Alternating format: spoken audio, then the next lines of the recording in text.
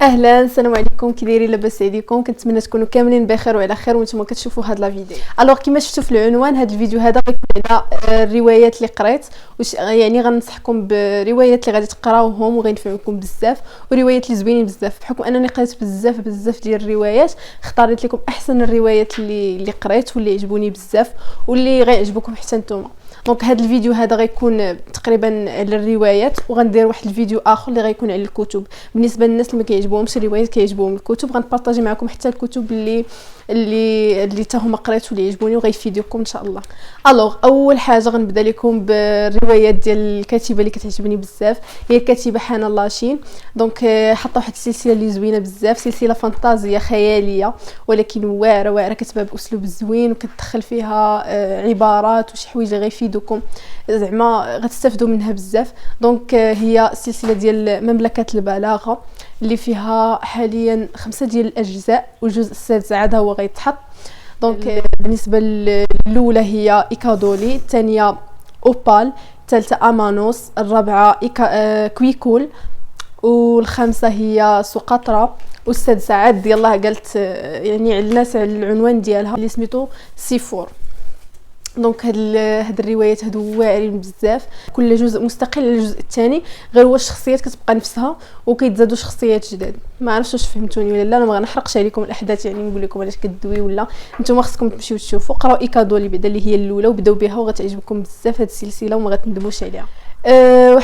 واحد الروايه اخرى لنفس الكاتبه حتى هي اللي زوينه بزاف كعجبتني بزاف، هي غزل البنات. روايه غزل البنات خصكم تقراوها، عرفتي فيها واحد الافاده رائعه. ثاني سلسله هي السلسله ديال الارض سيكولا، يعني هما ثلاثيه 3 ديال الروايات، الجزء الاول الثاني والثالث. الجزء الاول سميتو ارض سيكولا، الثاني سميتو اماريتا، الثالث وادي الذئاب المنسيه للكاتب عمرو عبد الحميد. روايات لي واعرين بزاف، اكيد غادي تكونوا كتعرفوا، كاينش اللي ما كيعرفهاش. دونك عاوتاني الثلاثيه الخياليه الرائعه للكاتب نفس الكاتب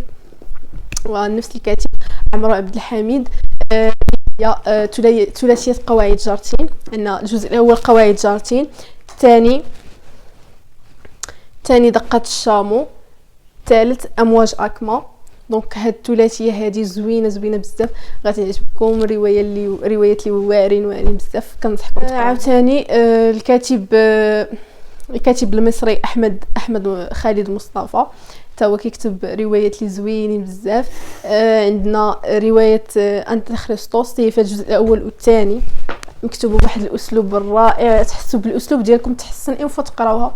كتحدث تقريبا شويه فيها ديال التاريخ، شويه ديال المهم انا ما كيعجبنيش نحرق الاحداث كاع. المهم غادي تعجبكم بزاف، غير سيروا قراوها، كنصحكم بها. وراه ما كتخلعش كما تيقولوا، داكشي اللي منتصر على هذه الروايه هذه لا راه ماشي بصح.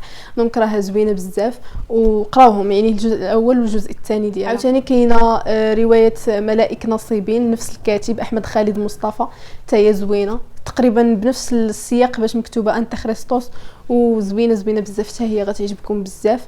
دونك خصكم تقراوها ضروري. حنا وصلنا للنص ديال الفيديو تقريبا. بغيت نقول لكم الا كنتو، المهم انا عندي هذه الفكره هذه باغا نديرها في القناه، الا عجبتكم تقولوها لي في لي كومونتير باش ان شاء الله نديرها. غادي نحاول انني نلخص لكم الروايات بحال هاد الروايات هادو، بحال ايكادولي وداكشي، نلخصهم لكم بالاسلوب ديالي وبطريقه اللي زوينه بزاف، نحطهم لكم في القناه. بالنسبه للناس اللي ما فيهم مثلا اللي يقراو ولا، نعطيكم الخلاصه ديال الاحداث ولكن بطريقه اللي زوينه بزاف. الا كانت زعما عجبتكم هاد الفكره هذه قولوها لي. نكملوا روايه الواعره بزاف. هاد الروايه كتعجبني، روايه ديال في قلب انثى ابريه.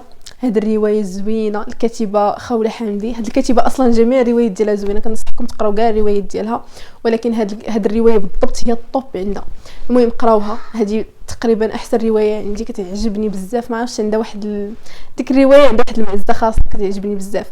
الروايه الاخرى اللي غنقول لكم هي روايه ليطمئن قلبي.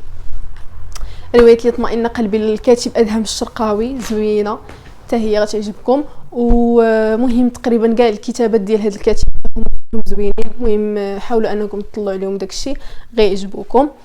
ندوزو الروايات اللي شويه تقريبا نقولوا دينيه، في السياق الديني بزاف، داخله في السياق الديني ولكن واعرين غيعجبوكم. الاسلوب باش مكتوبين، الطريقه باش مكتوبين غيعجبوكم. كاينه روايه شفره بلال، زوينه بزاف وروايه ديال عندما التقيت عمر بن الخطاب، يعني تعرفوا على القصه ديال او الحياه ديال عمر بن الخطاب بطريقه روايه. يعني فهمتوني كيفاش غتكون زوينه بزاف، غادي تعجبكم. دونك تقريبا كانوا هادو هما الروايات اللي زعما انا اللي قريت، ماشي اللي قريت انا قريت بزاف، ولكن اللي عجبوني في الروايات كاملين اللي قريت. مشيت حاولت انني نشوف لكم شنو هما الروايات اللي غيعجبوكم واللي يعجبوني انا شخصيا وزوينين، وبارطاجيتهم معكم في هذا الفيديو. كنتمنى يكونوا عجبوكم. الا كانوا عجبوكم وبغيتوا جزء ثاني مازال، قولوها لي في لي كومونتير، وحاولوا تقولوا لي نتوما شنو هما الروايات اللي قريتوهم وعجبوكم باش حتى انا نقراهم وتفيدوني، وميم طون نشاركهم معكم في فيديو اخر. دونك هذا هو الفيديو ديال اليوم، نتمنى يكون عجبكم. والسلام عليكم.